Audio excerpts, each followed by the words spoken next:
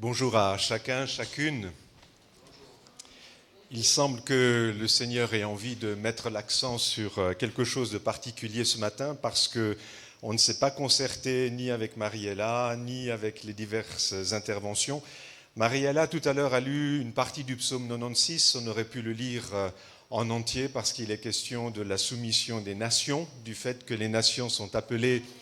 Ah, ça viendra après, d'accord, ok. Donc ma prédication est un sandwich entre les premiers versets et puis les versets suivants de ce psaume 96. Moi, j'aimerais lire avec vous le psaume 2, qui va finalement dans le même sens que le psaume 96. Et j'aimerais commencer par la fin. On ne fait pas ça habituellement, mais tant pis. Ce matin, on va commencer avec le verset 12 du psaume numéro 2. Où le psalmiste dit « Baisez le Fils » ou, si vous préférez, « Embrassez le Fils, de peur qu'il ne s'irrite et que vous ne périssiez dans votre voie, car sa colère est prompte à s'enflammer. Heureux tous ceux qui se confient en lui. » Et j'aimerais commencer maintenant ce psaume à partir du verset 1er. « Pourquoi ce tumulte parmi les nations ? Ces vaines pensées parmi les peuples? Pourquoi les rois de la terre se soulèvent-ils et les princes se liguent-ils avec eux contre l'Éternel et contre son oint? Brisons leurs liens, délivrons-nous de leurs chaînes.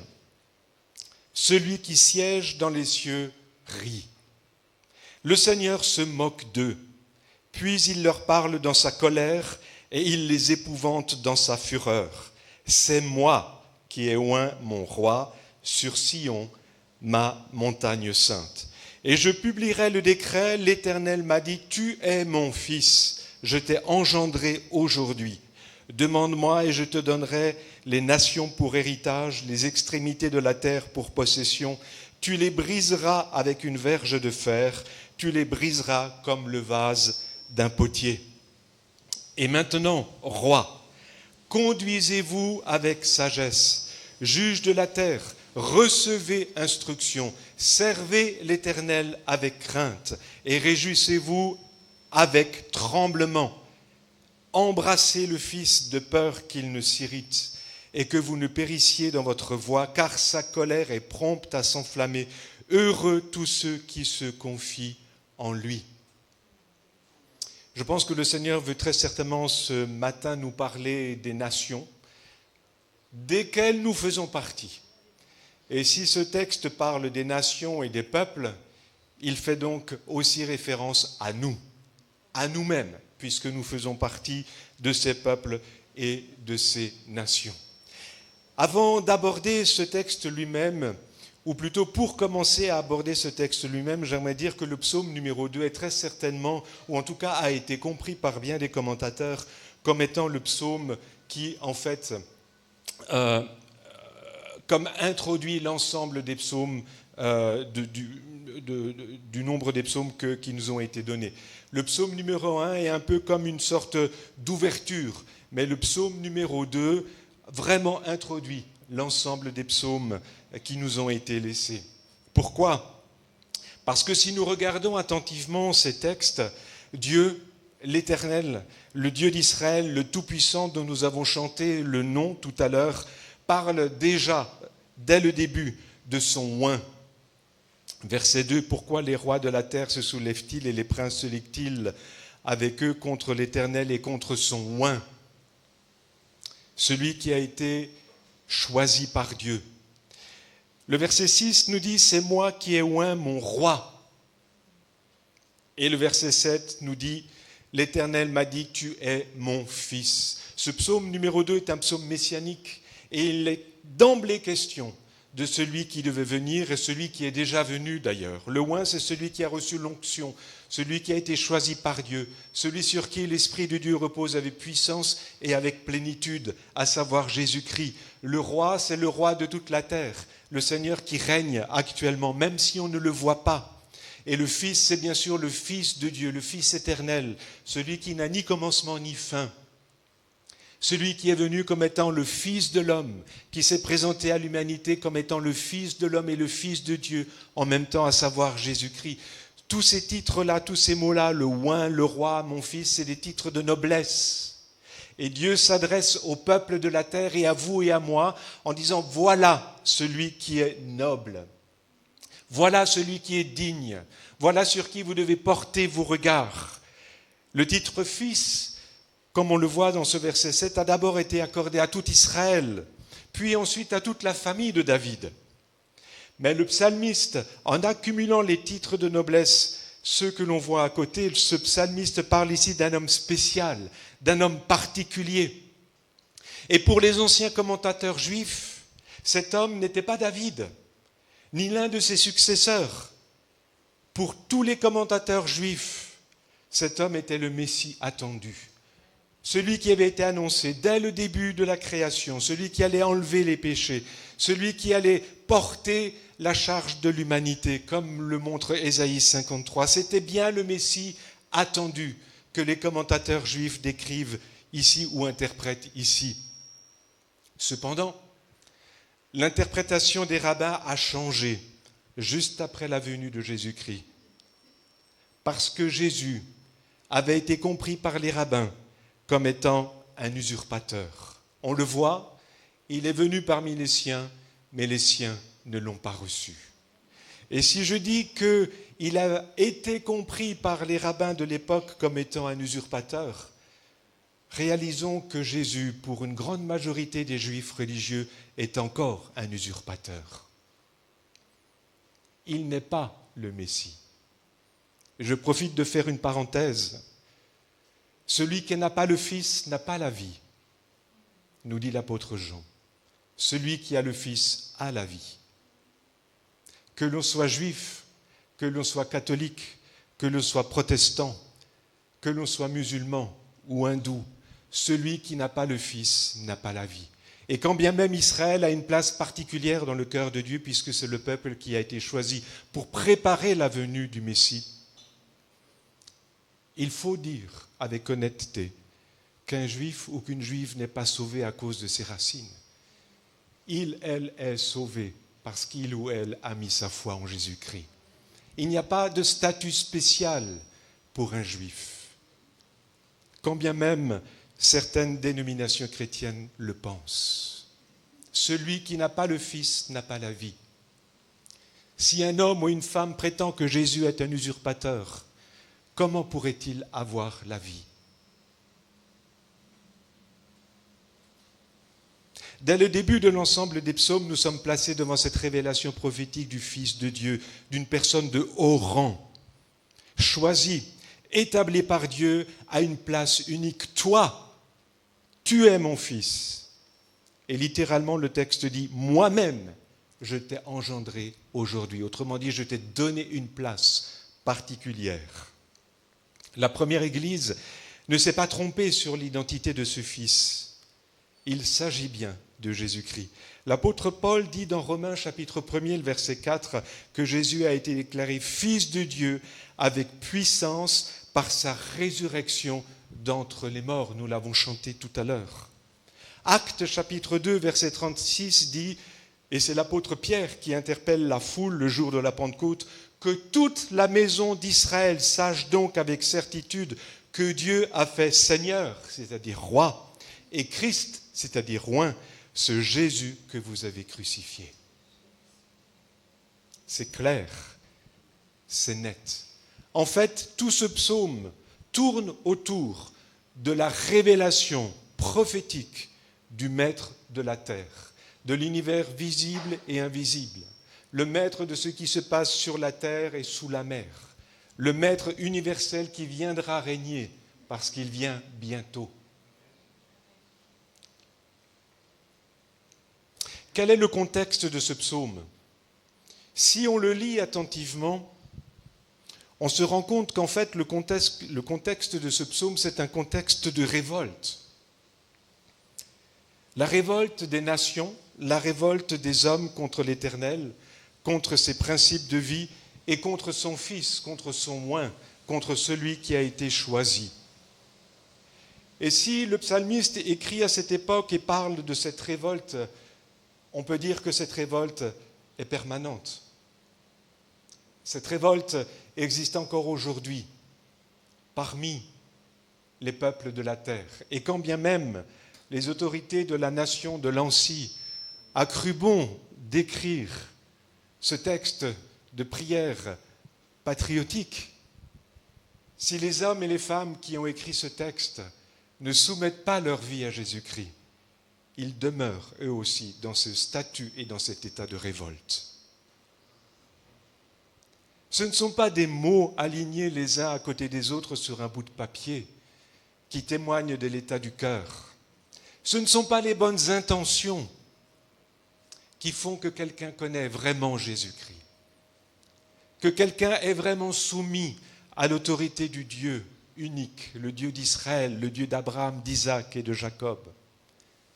C'est à partir du moment où on fléchit le genou devant le Fils que le Père reconnaît qu'effectivement, nous le connaissons. Il s'agit donc d'une révolte permanente.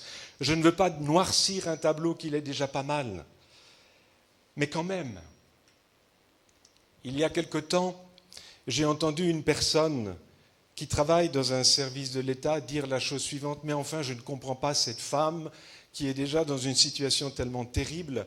Comment peut-elle encore être enceinte, donner naissance bientôt à un enfant alors qu'elle n'a quasiment pas d'argent pour vivre? Elle n'a qu'à avorter, qu'elle se simplifie la vie. Faire passer un enfant parce qu'on n'a pas assez de sous.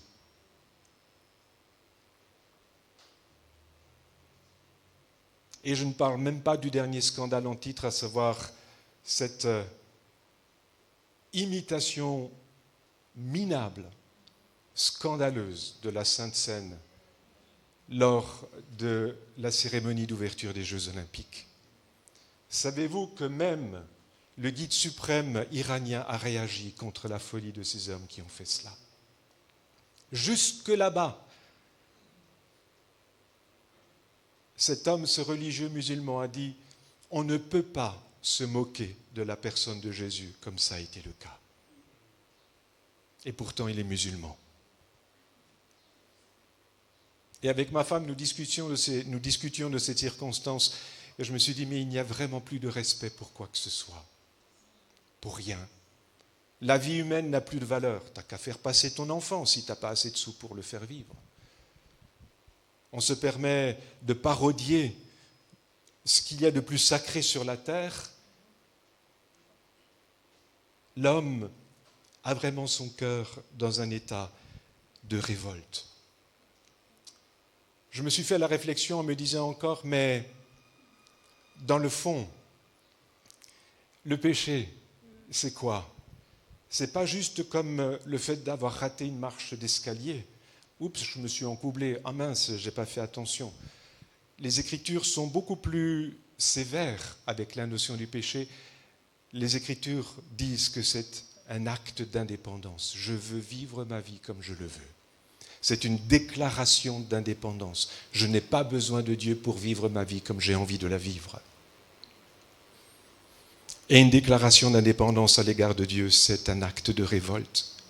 Le psaume dit: pourquoi ce tumulte parmi les nations? Pourquoi ces vaines pensées? Pourquoi se soulèvent-ils? Pourquoi se liguent-ils contre mon oint, contre celui que j'ai choisi? Et ils vont jusqu'à dire, les nations vont jusqu'à dire: brisons leurs liens, délivrons-nous de leurs chaînes, faisons ce que nous avons envie. N'avez-vous jamais remarqué que nos contemporains, lorsqu'ils ont affaire à Dieu ou au témoignage de l'Évangile, disent: mais moi je veux vivre libre. Moi je suis libre, je veux faire ce que je veux. Et encore une fois, je suis allé voir sur Internet, je n'ai pas vu cette cérémonie d'ouverture, j'étais en congé, je ne passe pas mon temps devant la télévision quand je suis en congé, mais quand je suis rentré, j'ai regardé, je suis allé voir à droite à gauche, et notamment j'ai regardé en différé une émission qui a été reproduite sur Internet, vous pouvez la trouver, et puis une femme politique de l'époque, pardonnez-moi l'expression, pardonnez-moi ce que je vais dire, je rapporte simplement ces paroles, cette femme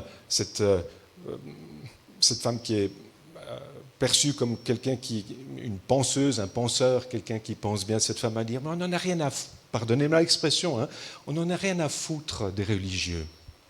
on est libre de faire ce qu'on veut. La France est connue comme un pays de liberté, elle est libre de critiquer, elle est libre de parodier, elle est libre de se moquer de ceux qu'elle a envie de se moquer. Je suis franco-suisse.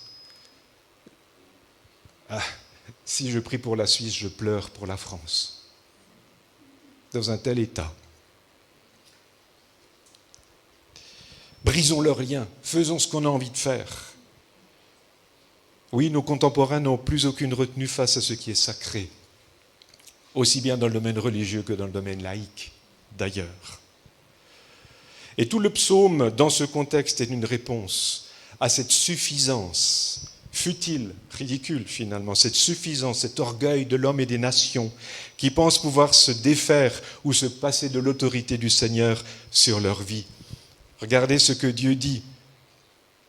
Le verset 4, celui qui siège dans les cieux, il rit. Le Seigneur se moque d'eux. C'est comme si nous pouvions imaginer Dieu du haut du ciel et dire, mais qu'est-ce que tu fais? C'est ridicule ce que tu fais. Mais contre qui penses-tu pouvoir t'élever de cette manière? Mais tu es ridicule. Tu es ridicule. C'est choquant. Dieu qui se rit de nous. Dieu n'est-il pas maître? Dieu n'est-il pas Seigneur? Dieu n'a-t-il pas toute l'autorité pour dire ce qui est juste et ce qui est mal? Pour poser un jugement, même des plus sévères? Oui, Dieu a raison. Dieu se rit. Celui qui siège dans les cieux rit. Il se moque d'eux. Et en même temps, ce n'est pas simplement, pardonnez-moi l'expression, pour mettre la honte au peuple, mais c'est simplement pour les secouer et dire, mais réalisez ce que vous êtes en train de faire. Réalisez la position dans laquelle vous vous tenez. Réagissez, surtout, face à cette folie d'une attitude de révolte. C'est la raison pour laquelle, le verset 10, Dieu interpelle les peuples et dit, mais maintenant, vous, rois, mais conduisez-vous avec sagesse. Et vous, les juges de la terre, mais recevez instruction, laissez-vous instruire, vous qui devez instruire les peuples. Vous avez vous-même besoin de recevoir instruction afin que vous serviez l'Éternel avec crainte.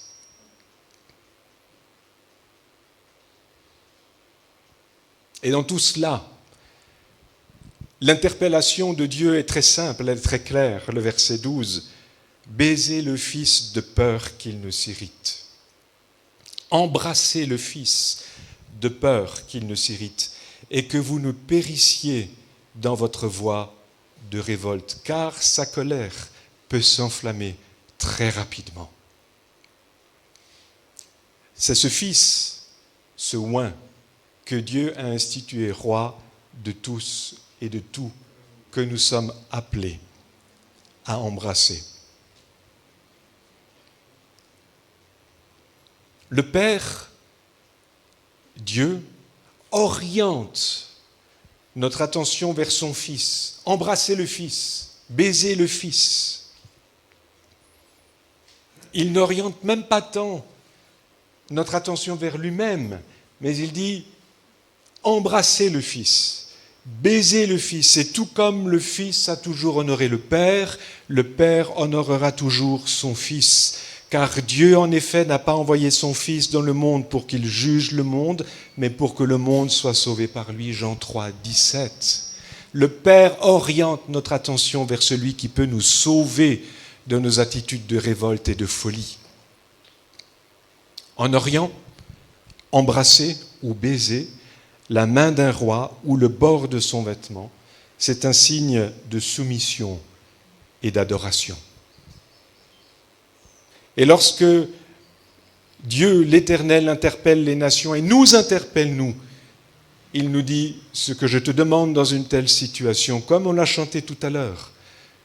Prosterne-toi devant mon Fils, apporte ton hommage à mon Fils, soumets-toi à mon Fils, adore mon Fils.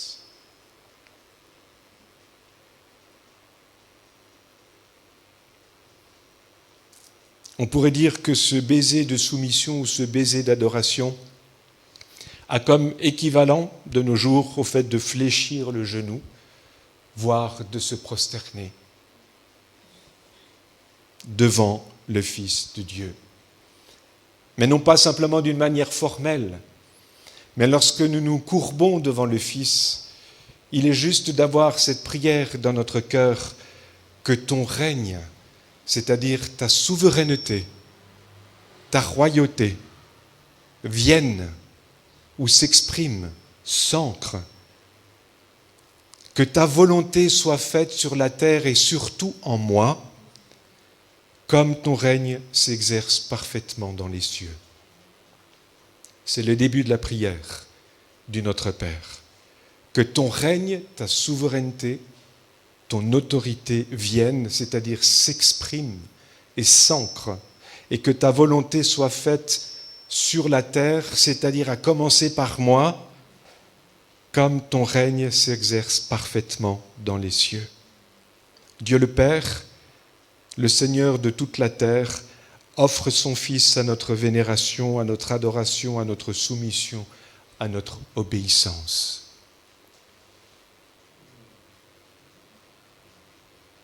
Embrasse le Fils, baise le Fils, soumets-toi à lui. Il y a beaucoup d'exemples dans les Écritures d'hommes et de femmes qui sont venus se prosterner devant Jésus. Il y a une femme qui même un jour était complètement malade et elle se disait au fond de son cœur, on lit son histoire dans l'évangile de Matthieu, si seulement je peux toucher le bord de son vêtement, juste toucher le bord de son vêtement. Pourquoi ? Parce qu'elle avait besoin d'être guérie. Mais je suis certain qu'il y avait plus que simplement toucher le bord de son vêtement. Elle savait qui était Jésus. Et en voulant toucher le bord du vêtement pour être guérie, c'est comme si elle disait, si cet homme, si ce Jésus me guérit, lui qui prétend être le Fils de Dieu, s'il fait ça, je lui donnerai ma vie. Est-ce que ce n'est pas ce qu'elle a fait juste après ? Bien sûr.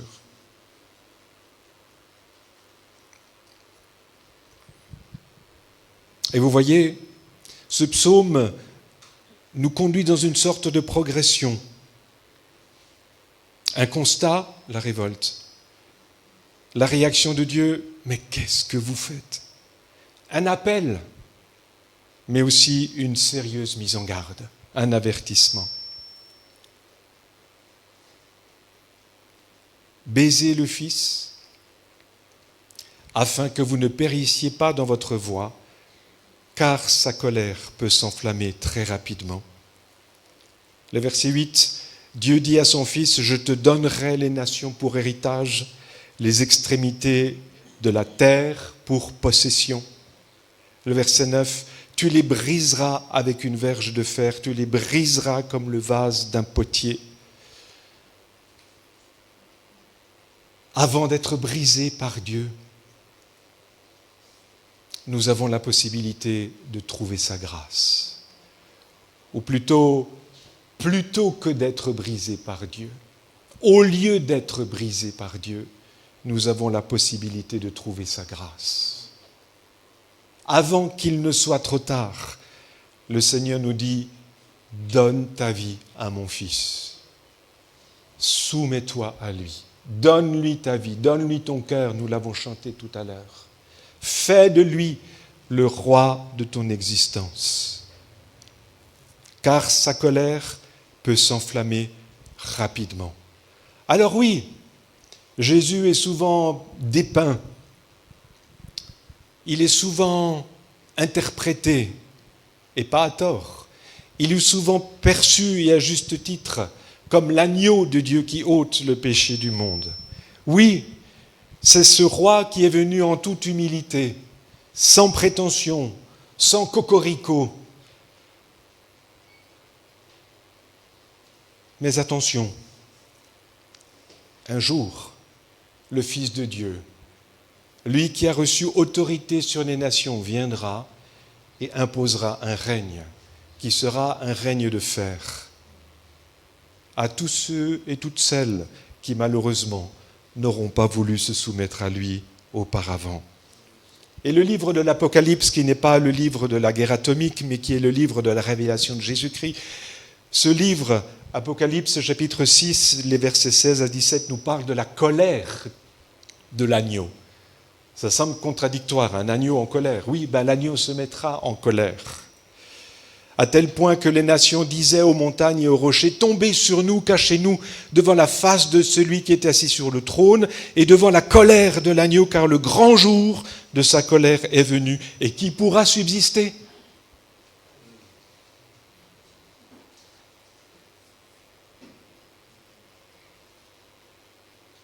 Embrassons le Fils. Soumettons-nous à lui.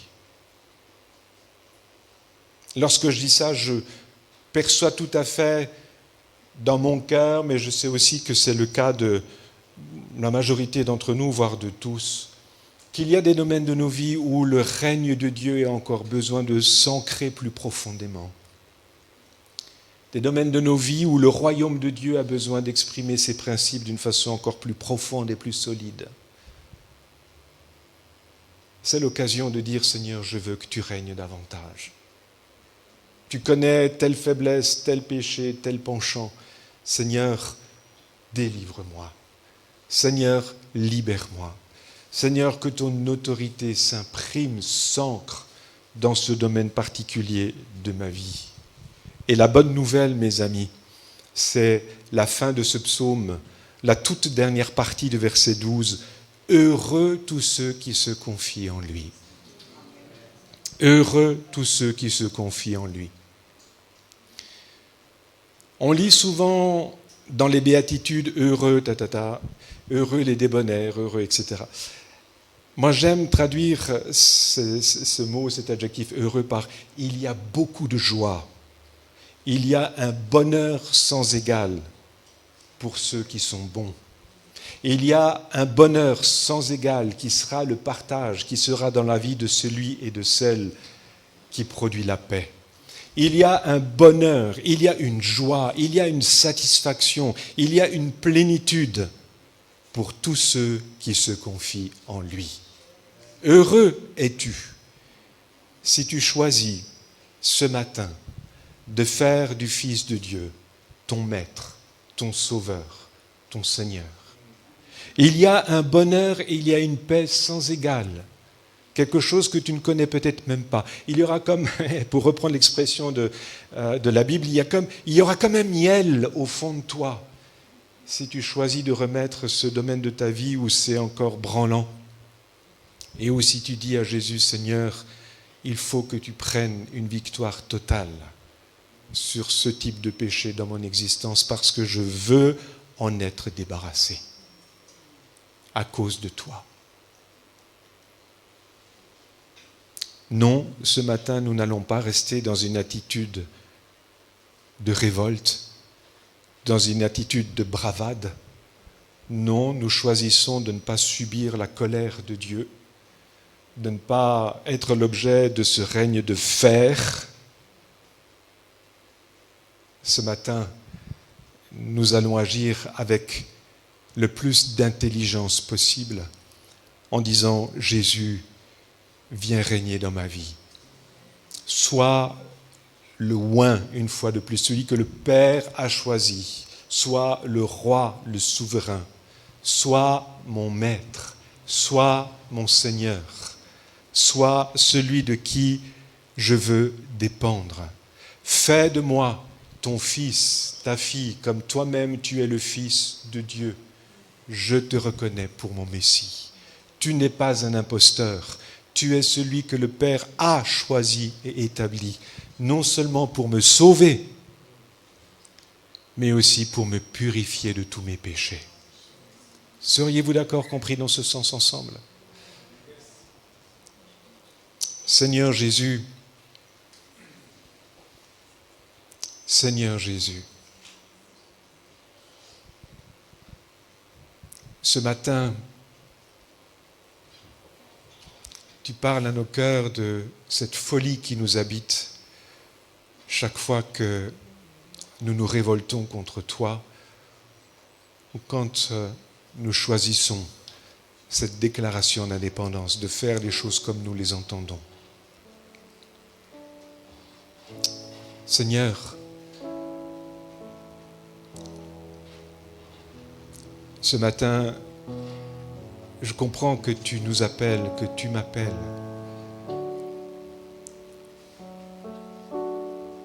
À te laisser prendre la place de ce roi, de ce Messie, de ce oint, celui qui sauve, celui qui lave et qui purifie des péchés. Ce matin, je comprends que tu m'appelles à sortir de cette révolte parce que les conséquences en seront terribles. Alors ce matin, je choisis de faire le pas. Je choisis de te donner ma vie et de te laisser œuvrer dans mon cœur.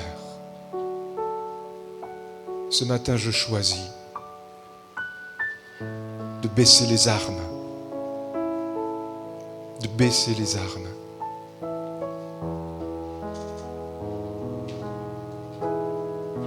Seigneur, oui, je confesse que je suis pécheur, et rien que la révolte de mon cœur est un signe de mon état de péché. Je confesse que je suis pécheur, et je te demande de me pardonner, de me laver. Pardonne-moi, lave-moi, et fais de moi ton fils, fais de moi ta fille. Je te donne ma vie maintenant, et j'arrête de me révolter. Et je te bénis, Seigneur, parce que tu as dit que celui qui confesse ses péchés à celui-là, à celle-là, tu es fidèle et juste pour les pardonner et purifier de toute iniquité. Et tu fais maintenant de moi ton fils, ta fille, et tu me donnes un bonheur qui n'a pas d'égal. Heureux ceux qui se confient en lui. Seigneur, entends ma prière, et je sais que tu l'as entendue.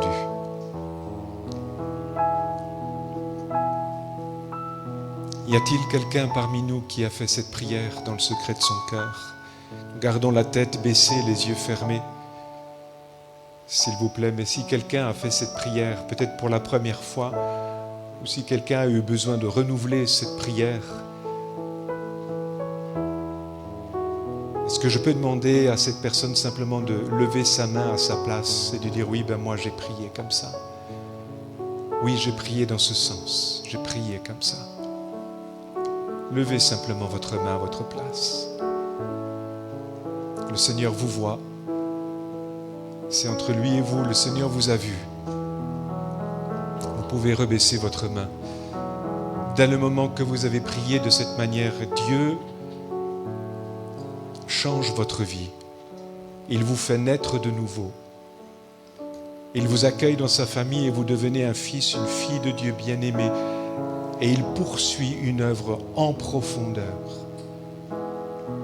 Il vous transforme petit à petit à l'image de ce qu'il a toujours voulu que vous soyez. Et mon frère, ma sœur, si tu as déjà prié comme ça il y a des années, mais si tu veux faire un pas de plus avec ton Dieu, prendre la victoire sur telle chose qui demeure un péché dans ta vie, quelque chose avec quoi tu as du mal à vivre, quelque chose dont tu as du mal à te débarrasser, sache que Dieu t'a entendu aussi. Cherche de l'aide. Confie-toi à quelqu'un de confiance. Ouvre ton cœur. Laisse la lumière entrer. Et ta confession et la lumière qui entrera te mettra petit à petit en liberté. Que le Seigneur nous bénisse dans notre marche avec lui, dans notre soumission joyeuse à sa volonté, jusqu'au jour où il viendra nous chercher bientôt. Amen.